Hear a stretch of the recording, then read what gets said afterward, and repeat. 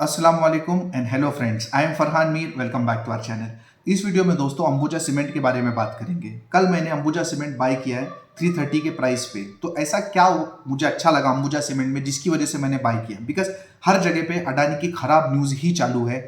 In fact foreign brokerages ने तो Adani group को और अडानी ग्रुप के बहुत सारे स्टॉक्स को डाउनग्रेड भी किया है। इसके बावजूद मुझे अंबुजा सीमेंट काफी अट्रैक्टिव लग रहा है। उसके कुछ रीजन डिस्कस करेंगे, कुछ फंडामेंटल, कुछ टेक्निकल रीजन डिस्कस करेंगे और थोड़ा ये भी समझेंगे कि अडानी ग्रुप में अब क्या चल रहा है, क्या लेटेस्ट उसमें अपडेट है। तो आगे बढ़ने के पहले अगर आपने चैनल को सब्सक्राइब नहीं किया तो सब्सक्राइब कर लीजिए, बेल आइकन को प्रेस कर लीजिए, वीडियो को लाइक और शेयर जरूर करना। डिस्क्रिप्शन में टेलीग्राम चैनल का लिंक दिया, उससे आप जरूर ज्वाइन कीजिए। बिकॉज अडानी ग्रुप का जब ये स्टॉक मैंने बाय किया था तब मैंने टेलीग्राम चैनल पे लाइव अपडेट कर दिया था। तो इस तरीके की नोटिफिकेशन आपको मिलती रहेगी। तो चलो दोस्तों शुरू करते हैं। तो सबसे पहले अगर मैं आपको अडानी ग्रुप की बात करूं तो अडानी ग्रुप में मेरे ख्याल से दो ही स्टॉक ऐसे हैं जो फंडामेंटली बहुत ही स्ट्रॉन्ग स्टॉक हैं। एक है अंबुजा सीमेंट और दूसरा है आपका अडानी पोर्ट। इसके अलावा जो भी स्टॉक्स हैं, मतलब बेसिकली वो स्टॉक जो अडानी एंटरप्राइजेस से निकले हुए हैं, जैसे आप बोलोगे अडानी ट्रांसमिशन हो गया, अडानी टोटल गैस हो गया, ये सब स्टॉक एक्चुअली अपनी जो फंडामेंटल है उससे बहुत ही आगे चल रहे हैं। तो ये हाईली ओवर वैल्यूड स्टॉक है। देखिए, अगर आप हिंडलबर्ग की भी रिपोर्ट आप देखेंगे ना, या फिर किसी की भी एलिगेशन देखेंगे, तो किसी को भी ये प्रॉब्लम नहीं है कि अडानी के कोई बिजनेस मॉडल में प्रॉब्लम है। प्रॉब्लम ये है कि उनके शेयर्स की प्राइस में प्रॉब्लम है, उन्होंने उसको पंप किया हुआ है। इसका मतलब है हर कोई ये मानता है कि अडानी मतलब एकदम मतलब बबल तो है, लेकिन एकदम ऐसा भी इतना भी खोखला नहीं है कि कुछ मतलब भाग जाए या कुछ जैसे कोई दिवाला निकल जाए, ऐसा बिल्कुल भी नहीं है। सब लोग ये जरूर मानते हैं कि उनके पास कुछ एसेट्स हैं। इसके लिए अगर आप मुझे पूरे ग्रुप पे बोलोगे ना, तो मुझे लगता है कि वैल्यूएशन का जो ओवर हो चुका था उसको कम होना जरूरी था, जो कि अभी मार्केट में मार पड़ रही है। पिछले अगर आप देखोगे 3-4 दिनों में ही 50 लाख करोड़ के आसपास, 10 लाख करोड़ के आसपास की मार्केट कैप खत्म हो चुकी है। इसका मतलब ऑलमोस्ट आधी वैल्यूएशन उसकी हो चुकी है। अब आप देखोगे कि अब ज्यादा से ज्यादा क्या हो जाएगा, अगर थोड़ा बहुत और ऊपर नीचे हो गया तो बस उसकी वैल्यूएशन यहाँ पे एडजस्ट हो जाएगी। तो मुझे लगता है, और जिस हिसाब से मार्केट इस चीज को ले रही है, अब इसमें एक्चुअली बजट ने ना बहुत ही अच्छा काम किया, बहुत ही पॉजिटिव काम किया। अगर बजट में थोड़ा भी निगेटिव होता ना, तो बजट प्लस ये अडानी की न्यूज मार्केट में 800 से 1000 पॉइंट की करेक्शन ट्रिगर हो सकती थी। बट बजट इतना अच्छा था ना, जिसने अडानी की न्यूज को बहुत अच्छे से पचा लिया। तो ये हमने बहुत ही पॉजिटिव पॉइंट हुआ। एक्चुअली देखा जाए तो निगेटिव हुआ, बिकॉज अगर अडानी की खबर नहीं आती और सिर्फ बजट होता तो ये बजट इटसेल्फ ऐसा था कि अपने आप को आने वाले 3-4 महीनों तक इसमें तेजी बनी रह सकती थी। बट अडानी ने वो पूरी तेजी रोक ली। बट अगर बजट नहीं होता तो आप सोचे क्या होता। तो मेरे ख्याल से अडानी का जो मोटा मोटा किस्सा है वो ऑलमोस्ट खत्म होने पे ही है। बिकॉज इतनी सारी मार ऑलरेडी पड़ चुकी है, मार्केट कैप गिर चुकी है, डिलीवरी में किसी के पास स्टॉक है ही नहीं अडानी के। बिकॉज आप देखिए ना, आप जितने लोग देख रहे हैं वीडियो, आप मुझे खुद बताइए कितने लोगों के पास अडानी के स्टॉक हैं। इतने ज्यादा भाग गए ना लोगों के पास। मतलब लोग कहां से आएंगे, सब तो कंपनी के पास ही है, उन्हीं के पास है। मतलब इस बात में मैं बिल्कुल डिसएग्री नहीं करता कि इनके ये खुद ही ऑपरेटर का गेम है इनके। और जो लास्ट वीडियो मैंने बताया था कि खुद ही के पैसे को फॉरेन लेके जाते हैं, खुद ही में इन्वेस्ट करते, पूरे स्टॉक्स उन्हीं के पास है। बेसिकली सब मैनिपुलेशन तो वही कर रहे हैं। तो जब सब उन्हीं के पास है तो गिर गिर के कितना गिरेगा। तो मुझे ऐसा लगता है कि ये कहानी 1-2 दिन की रह गई है अडानी की पिटाई की। अगर मार्केट इसको झेल लेती है तो काम खत्म। अब उसमें स्ट्रॉन्ग स्टॉक मैंने जैसे आपको बताया, अंबुजा और अडानी पोर्ट ये स्ट्रॉन्ग स्टॉक है। बिकॉज ऑब्वियस ही बात है, अंबुजा तो आपको पता ही है, अंबुजा तो उनका खुद का अभी जस्ट उन्होंने एक्वायर किया, ये बिजनेस तो किसी और ने बनाया हुआ है, तो वो तो है ही अच्छा। प्लस अडानी पोर्ट वो टाइम से चल रहा है ना जब इनके बाकी जो बच्चे कंपनी थी ना, ये ट्रांजिशन ये सब नहीं आए थे ना, तब से अडानी पोर्ट चल रहा है। तो वो भी फंडामेंटली साउंड कंपनी है। अब इसमें भी अगर आप मेरे को बोलोगे तो Adani port since it is not sharia compliant, तो मैं उसको ट्रैक नहीं करता हूं। और मेरा जो बहुत लंबे टाइम से जो मेरा था नजर, वो था अंबुजा सीमेंट पे। हालांकि मैं बिल्कुल ये नहीं मान रहा था कि अंबुजा सीमेंट मुझे इतने अच्छे प्राइस पे मिल जाएगा, बट थैंक गॉड मिल गया, बहुत अच्छी बात है। तो उसके क्या रीजन है कि क्यों मुझे अंबुजा सीमेंट अट्रैक्टिव लग रहा है, क्यों बाय किया, वो हम लोग डिस्कस करेंगे। तो जो सबसे पहला रीजन है वो है जो इंडिया की जो इंफ्रास्ट्रक्चर स्टोरी है ना, ये बहुत ही परफेक्ट लेवल पे आई हुई है। अगर आप देखोगे पिछले 3-4 साल पहले वाला बजट देखोगे ना, तो करीब 3 लाख करोड़ के आसपास की गवर्नमेंट स्पेंडिंग होती थी इंफ्रास्ट्रक्चर पे, जो लास्ट ईयर में 7.5 लाख करोड़ के आसपास हो गई, और इस बार 10 लाख करोड़ के आसपास हो गई। ये पूरा इंफ्रास्ट्रक्चर का खेल समझना है तो मैंने बजट पे एक वीडियो बनाया है, उसका लिंक मैं डिस्क्रिप्शन में डालता हूँ, कल ही अपलोड मैंने किया था, उसे आप देख लीजिए, उससे आपको काफी नॉलेज मिल जाएगा। तो बेसिकली जो इंडिया की इंफ्रास्ट्रक्चर स्टोरी है, इंडिया जो डेवलपिंग कंट्री है, अब इंफ्रास्ट्रक्चर जब भी बनना है तो जो मेजर रिक्वायरमेंट उसमें होगी वो होगी, ऑब्वियस ही बात है, वो होगी सीमेंट की। अब सीमेंट एक ऐसी कमोडिटी है ना, आप समझिए इसको ना आप इंपोर्ट कर सकते हो ना आप इसको एक्सपोर्ट कर सकते हो। ये बेसिकली क्या होता है, अपने एरिया का गेम होता है। आपके एरिया में कौन सा सीमेंट प्लेयर है वहीं से आप सीमेंट खरीदोगे, बिकॉज अगर सीमेंट को ट्रांसपोर्टेशन कॉस्ट लग गया ना तो इतना ज्यादा हो जाएगा ना कि कंपनी उसको बर्दाश्त नहीं कर पाएगी। तो बेसिकली ऐसी कमोडिटी है ना जिसको ना इंपोर्ट किया जा सकता है ना एक्सपोर्ट किया जा सकता है। इसमें सीन क्या है कि अगर आप चाहो ना कि नई कोई कंपनी रातों रात बन जाए तो वो भी पॉसिबल नहीं है। जब अडानी साहब ने अंबुजा को एक्वायर किया तो चाहते तो नई कंपनी भी बना सकते थे ना सीमेंट की, जब इतनी सारी खुद में कुछ बना ही रहे तो बना लेते, लेकिन it is not possible. It is very cost, मतलब उसमें बहुत ज्यादा कॉस्ट लगता है और इसके अलावा इतनी मेहनत लगती है, लेबर लगते हैं, तो इट इज नॉट पॉसिबल कि आप रातों रात उठ के नई कंपनी सीमेंट की खड़ी कर दो। तो अगर इंडिया में आप देखोगे तो 3-4 मजबूत कंपनियां हैं सीमेंट की, UltraTech, Shri cement, ACC Ambuja का ग्रुप, बस। और थोड़े बहुत और हैं, छोटे मोटे प्लेयर्स हैं, लेकिन मेजर जो मार्केट है ना बहुत ही ज्यादा टाइट मार्केट है और इनके पास बहुत ज्यादा प्राइसिंग पावर भी है। तो अगर देखोगे ना तो इस हिसाब से सीमेंट सेक्टर की डिमांड आने वाले सालों में बहुत ही ज्यादा रोबस्ट रहने वाली है। अब सीमेंट सेक्टर की बात है तो ऑब्वियस ही बात है, फिर क्वेश्चन नहीं आता है कि फिर अल्ट्राटेक क्यों नहीं, श्री सीमेंट क्यों नहीं, क्योंकि ये कंपनियां तो मेरे ख्याल से एसीसी अंबुजा से ज्यादा फंडामेंटली स्ट्रांग है, जब तक कि अडानी साहब ने उसको हाथ नहीं लगाया था। बिकॉज अडानी साहब के हाथ लगने के बाद तो लग चुका है दाग। तो क्यों नहीं वो कंपनी अल्ट्राटेक वगैरह, क्यों अंबुजा सीमेंट? तो उसका रीजन क्या है? देखिए उसका पहला रीजन ये ना कि जब अडानी साहब ने अंबुजा सीमेंट को एक्वायर किया था ना तो उन्होंने करीब करीब जो एक्वायर करने का जो भाव था वो 385 रुपए का था, 385 रुपीज का भाव था। और आज मार्केट में जब मैंने कल बाय किया तब उसका प्राइस चल रहा था 330 रुपया। तो आप समझिए जितने में अडानी साहब ने खरीदा उससे सस्ता मैं खरीद रहा हूं। अब आप ये बोल सकते हो कि ठीक है अडानी ने लिया है, कुछ इंटेंशन से लिया होगा, मैनिपुलेशन से लिया होगा, तो आप समझिए वो सेम प्राइस पे अल्ट्राटेक कूद कूद के लेने के लिए तैयार था। उसके बाद आपका जेएसडब्ल्यू ग्रुप, जो जेएसडब्ल्यू स्टील वगैरह वो ग्रुप, जेएसडब्ल्यू सीमेंट भी है, वो ग्रुप भी लेने को तैयार था। कहीं ना उसमें अडानी साहब ने बाजी मार ली और उनको मिल गया। इसका मतलब है 385 पे उन्हें वैल्यू दिख रही थी तो 330 पे मुझे वैल्यू तो दिखनी चाहिए। उसके अलावा पॉइंट नंबर 2 अगर आप देखोगे ना तो आज जो अंबुजा की जो मार्केट कैप है वो 70,000 करोड़ के आसपास है। मतलब पूरी अगर अंबुजा कंपनी आप बेच दोगे ना 70,000 करोड़ में बिक जाएगी। उसमें करीब करीब 15,000 करोड़ के आसपास अंबुजा के पास कैश है, 15,000 करोड़ के आसपास उनके पास एसीसी में स्टेक है, बिकॉज अंबुजा कंपनी एसीसी की पेरेंट कंपनी है। तो एसीसी और अगर फ्री कैश आप देखोगे ना तो यही मिला जुला के तो करीब करीब 30,000 करोड़ के आसपास तो यही बन जाता है 70,000 करोड़ में से। उसके बाद इतना सारा उनका खुद का बिजनेस भी है। तो बेसिकली अगर आप वैल्यूएशन से कंपेयर करोगे ना तो आफ्टर दिस फॉल ये कंपनी बहुत ही ज्यादा चीप हो चुकी है।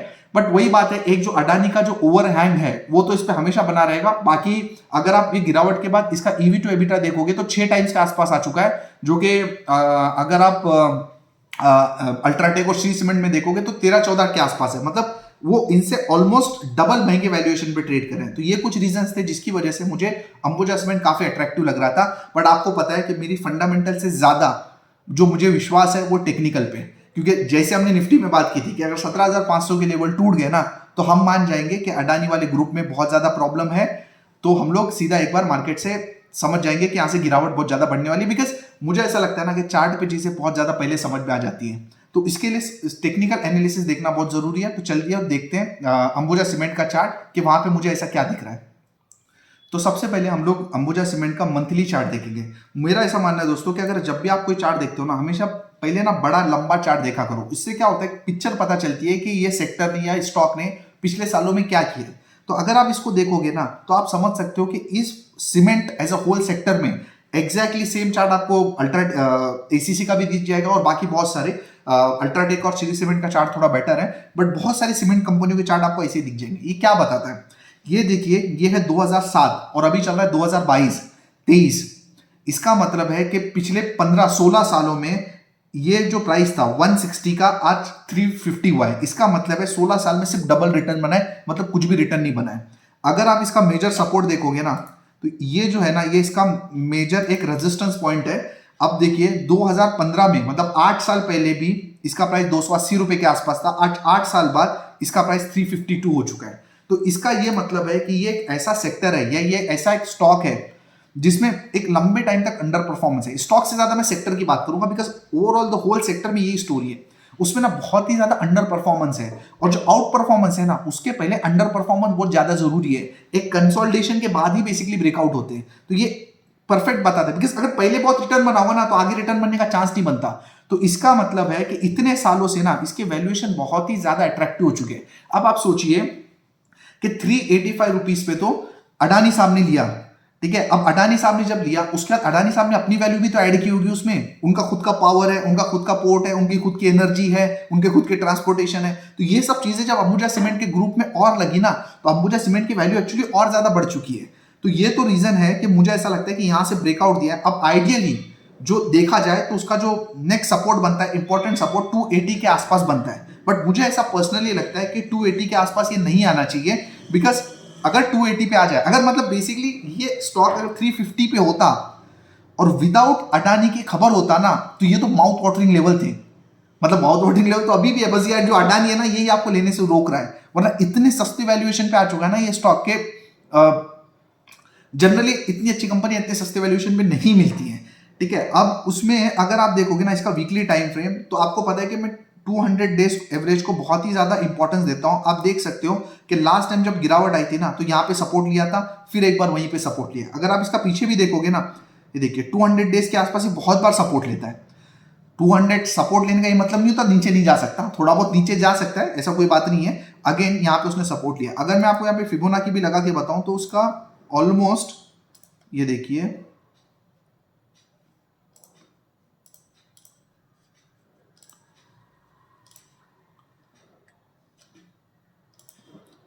ये जो पूरी जो चाल चालू की थी इसने कोविड के बाद से, उसकी पूरी 62% की रिट्रेसमेंट भी कंप्लीट हो चुकी है। तो मुझे ऐसा लगता है कि ये एक परफेक्ट लेवल है जहां पे आप अंबुजा सीमेंट में अपनी पोजीशन बना सकते हैं। अब आपने इसमें ख्याल क्या रखना है, पहले तो अगर आपका लॉन्ग टर्म का विजन है तो कुछ पोजीशन आप यहां बनाइए, और कुछ पोजीशन चाहे तो आप ये लेवल देखने के लिए तैयार रहिए 280 के आसपास। अगर 280 के आसपास आ जाता है ना, तो ऐसे आपकी तैयारी होनी चाहिए कि यहाँ पे आप अपनी पोजीशन को और ऐड कर सको।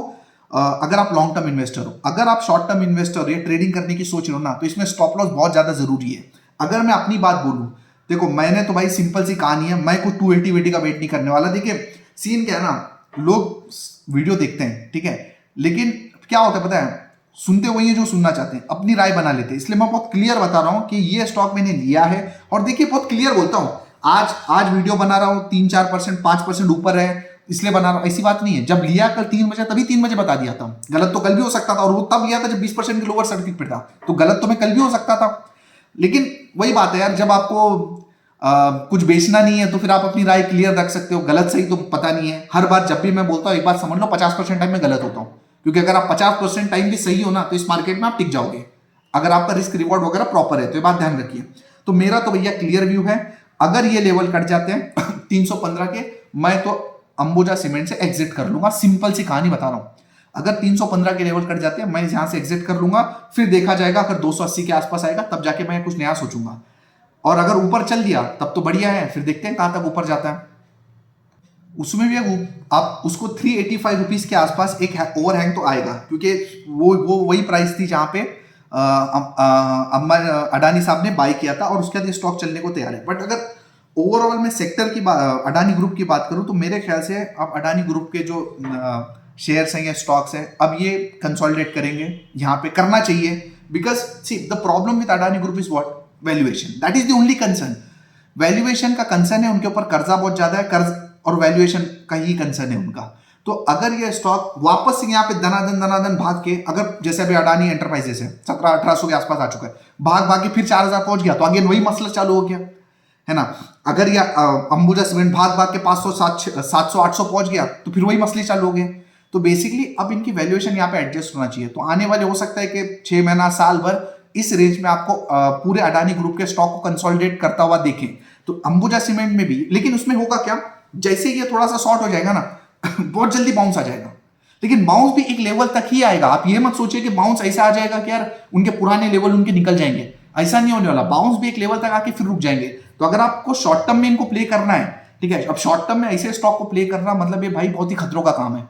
फिर भी आपको प्ले करना है तो स्टॉप लॉस स्ट्रिक्ट होना चाहिए, और 400 के आसपास वो लेवल अगर बन जाते, ये वाले लेवल मतलब 400 450 के आसपास अगर लेवल कुछ भी आ जाते हैं, डिसेंट सा प्रॉफिट मिलता है तो निकल जाए। तो ये, क्योंकि अब ये सीन नहीं है, मुझे ऐसा नहीं लगता कि यार जैसा ही गिरा है वैसे दनादन बढ़ेगा क्योंकि एक प्रॉब्लम तो हो गई है, ग्रुप पे एक दाग लग चुका है।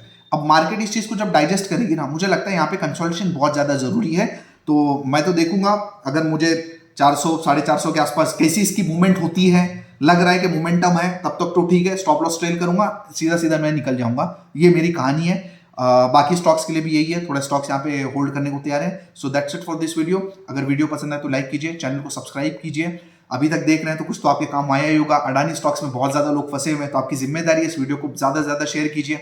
अगर आप हमारे साथ जुड़ के म्यूचुअल फंड में इन्वेस्ट करना चाहते हैं तो लिंक डिस्क्रिप्शन में दी हुई है, जाइए साइन अप कीजिए, अकाउंट ओपन कीजिए, 1-to-1 कन्वर्सेशन करेंगे और प्रॉपर प्लानिंग करके एक बड़ा एम रखिए और बड़ा कुछ करने की सोचिए। म्यूचुअल फंड के थ्रू बिल्कुल पॉसिबल है। स्टॉक मार्केट में ट्रेडिंग करके उतना, टू बी वेरी फ्रैंक, इतना ज्यादा पॉसिबल नहीं है। तभी आप कमा सकते हो जब आप खुद से समझ के कर रहे हो। अगर आप ये कर रहे हो कि यार फरहान भाई क्या ले लूं, किसी की रिकमेंडेशन पे कर रहे हो, तो मैंने तो आज तक एक को भी नहीं देखा जो रिकमेंडेशन पे कुछ कर लेता है। खुद कर रहे हो, फुल टाइम काम कर रहे हो, टाइम दे रहे हो, समझ रहे हो, फुल टाइम नहीं भी दे रहे हो लेकिन समझ रहे हो आप क्या कर रहे हो, तभी इस मार्केट में आपका कुछ हो सकता है। सीखना चाहते हो तो लिंक डिस्क्रिप्शन में दी हुई है। So that's it for this video. बहुत ही जल्दी मिलता हूं अगले वीडियो के साथ। तब तक अपना ख्याल रखिए। Take care. अस्सलाम वालेकुम।